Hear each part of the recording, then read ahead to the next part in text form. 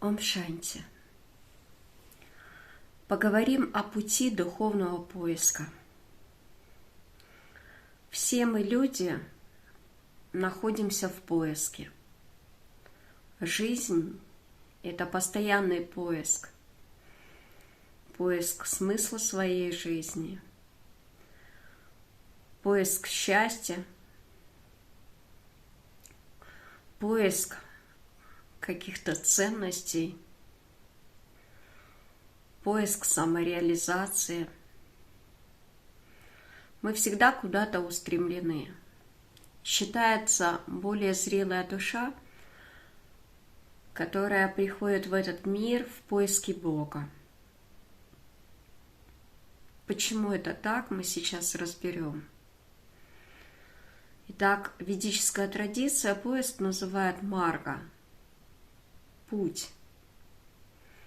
Есть карма-марга. На пути карма-марги мы считаем, что действие определяет наш плод. То есть, если мы что-то делаем, мы получаем плод. Грубое физическое действие. Мы работаем, получаем деньги. Мы строим дом, получаем дом.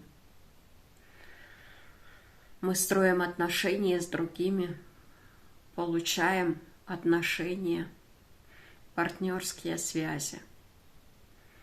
То есть мы определяем, что наш поиск – это некое действие, которое мы совершаем, и оно обязательно приводит к плоду. Если мы не действуем, то и плода нет. И вот карма-марга – это путь действия. Карма переводится действие. То есть я совершаю действие, чем больше я совершаю действия, тем больше я получу плод. Я устремлен к плоду именно своего действия. Другого плода я и не подразумеваю. То есть только плод, который результат действия, является тем, к чему я стремлюсь. То, что является моим поиском. Если я хочу денег, то я должен что-то делать, чтобы их получить, заработать. Если я хочу славы, то я также должен что-то делать, чтобы получить славу. И так далее. Неважно, какую ценность я ставлю плодом своего действия, главное, я опираюсь на действие. Далее путь майя-марги считается более глубокий путь. Здесь мы стремимся к осуществлению своих внутренних каких-то желаний. Мы раскрываемся внутренне через чувствование мира и стремимся получить плод воплощения своих внутренних каких-то переживаний. Допустим, мы творческая личность.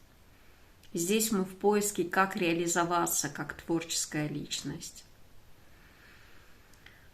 Либо мы личность, которая что-то осознала внутри себя, приняла как ценность, и мы стремимся, как это реализовать в своей жизни. Путь майя-марги переводится как путь иллюзии. То есть внутри нас много всего, разных представлений о себе, о мире, разного рода осмыслений. Мы стремимся это реализовать через спорт, через различные развлечения, через различные способы получения плода для того, чтобы опять насытить свое внутреннее какое-то ощущение, переживание. То есть я творческая личность, я хочу насытить себя переживаниями творчества вовне, и я осуществляю это творчество вовне. Я спортсмен, я переживаю опыт через спорт, я насыщаю себя этим опытом. И так душа может бесконечно внутри себя находить какие-то переживания, чувства, осмысления, и наполнять их новым опытом, который она получает в жизни. У меня есть какая-то мечта, я эту мечту реализую во внешнем мире. Я получаю опыт реализации своей мечты и насыщаю себя этим. Это путь, как мы видим, более глубокий. Он связан уже где-то конкретно с нашими чувствованиями, переживаниями, мечтами, мыслями какими-то. Но это путь иллюзии, потому что мы не понимаем, кто мы, но мы какие-то области своего «я» осознаем и напитываем их внешним опытом, внешним путем к осуществлению этих внутренних своих осмыслений, обогащаем их снова. Но это ничего не дает нам в плане глубины, в плане осознания. Поэтому это путь иллюзии. Это путь не роста, не осмысления нас. Мы можем в таких иллюзиях долгое время находиться. Мы решили познавать мир, мы начинаем путешествовать в этом мире, посещать различные страны, знакомиться с различными культурами, традициями. Мы обогащаемся этим опытом, но он не ведет нас никуда.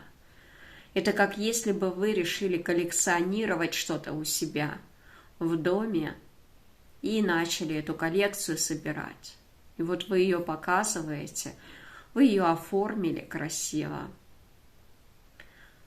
Вы собрали все самое уникальное. Но как эта коллекция вас обогатила? Что ценностного она дала вам? Только возможность показывать теперь эту коллекцию другим людям, восхищаться ею, что-то ее как-то осмысливать, но дальше движения нет. Поэтому это путь иллюзии. И далее через этот путь, проходя его, мы вдруг приближаемся к пониманию, что в поиске самым главным являюсь я. Действие совершаю я в карма-йоге, вернее, в карма-марге. Действие делаю я. Я делатель. В майя-марге я свои иллюзии раскрываю.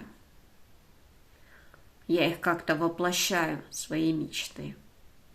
И вот когда мы приходим к пути анава-марги, здесь мы обнаруживаем, что я являюсь самым главным. Я тот, кто проживает эту жизнь, следовательно, я должен обогатить себя. И здесь мы ставку делаем теперь на себя. То есть мы также можем заниматься творчеством, можем заниматься спортом, можем заниматься психотренингами, но главный здесь я. Я развиваю внутри себя, я ставку делаю на себя. Если я развиваюсь, значит, я становлюсь успешным. Я могу обрести власть, я могу много заработать денег, но главным я являюсь. То есть не действие, не воплощение каких-то своих идей, а я сам являюсь тем, главным, во что я вкладываю на пути анава-марги. Еще анава-маргу называют тропой эгоизма. Потому что для духовного искателя, истинного духовного искателя, это не тот путь, который ведет его к освобождению, к истинной цели. На этом пути можно заблудиться. И духовный искатель, он тоже приходит на духовный путь благодаря анава-марге. Потому что когда мы начинаем развивать себя, мы начинаем осмысливать себя. Мы начинаем развивать тело, но мы начинаем осмысливать прану. Мы развивать начинаем личность, мы начинаем осмысливать эту личность. То есть анава-марга – это путь, который толкает нас дальше. Когда мы развиваем свою личность, мы начинаем исследовать эту личность. Из чего она состоит, что она собой представляет. И рано или поздно на пути Анава-марги мы обязательно придем к духовной практике.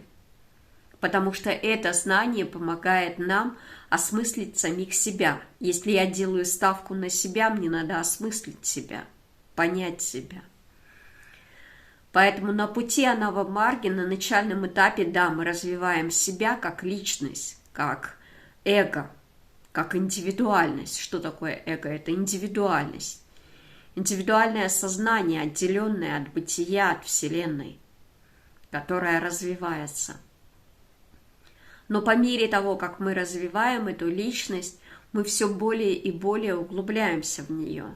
Мы начинаем осмысливать для себя, а кто эта личность, что она из себя представляет. Мы все в более глубокие, тонкие структуры этой личности начинаем проникать.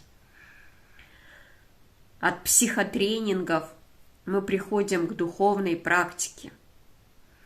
И даже психотренинги различные курсы личностного роста, они используют учения, знания духовных практик, потому что это взаимосвязано.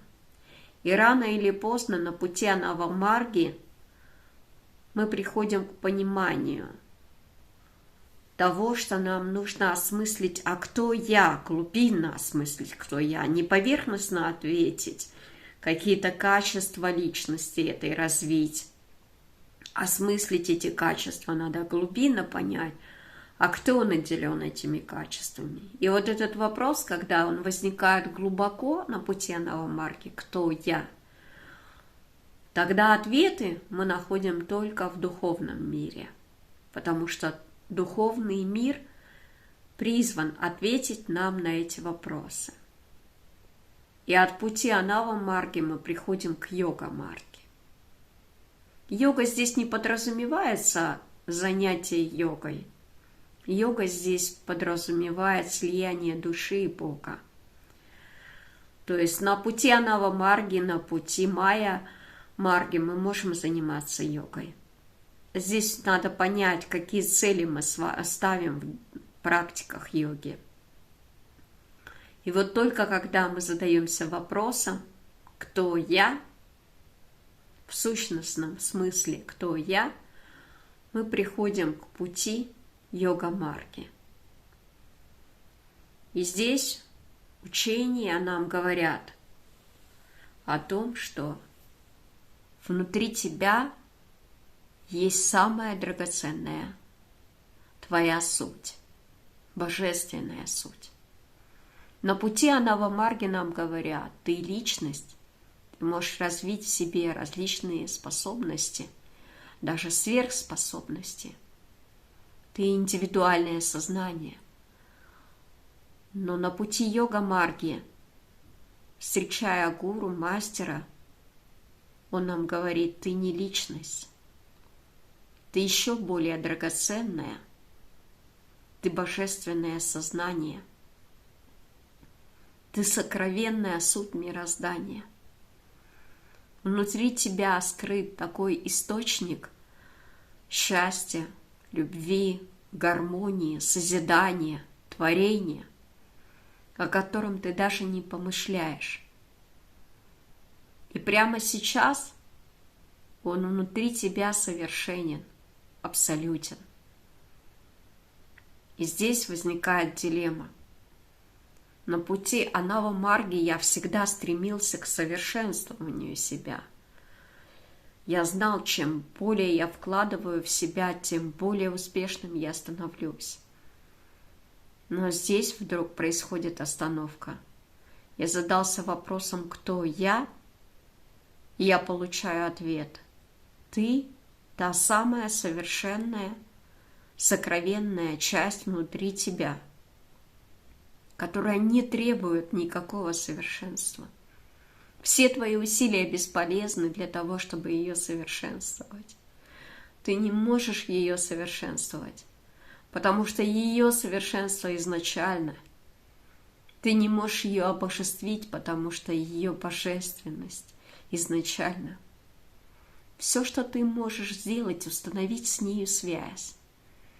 И вот йога-марга начинает нас учить, как установить связь со своей сакральной глубинной частью. И вот если вы приняли это понимание на веру, если вы осознали его глубину по отношению к карма-марке, к майя-марке, анава-марке, то вы вступаете на истинный путь йога-марки, раскрытие своей божественности, раскрытие своей истинной природы.